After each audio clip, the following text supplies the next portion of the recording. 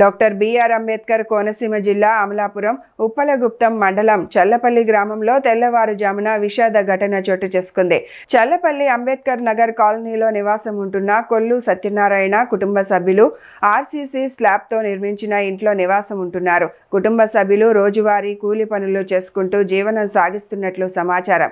రాత్రి కురిసిన వర్షం కారణంగా తెల్లవారుజామున ఇంటి ఆర్సీసీ స్లాబ్ ఒక్కసారిగా కూలిపోయింది. ఈ ఘటనలో సత్యనారాయణ భార్య కొల్లు సత్యవతి 45 సంవత్సరాలు గల శిథిలాల కింద చిక్కుకొని అక్కడికక్కడే మృతి చెందారు. ఈ ప్రమాదంలో సత్యనారాయణతో పాటు ఆయన కుమారుడు నాని, బాబుకు గాయాలయ్యాయి. వెంటనే స్థానికులు వారిని అమలాపురంలోని కిమ్స్ ఆసుపత్రికి చేర్చారు.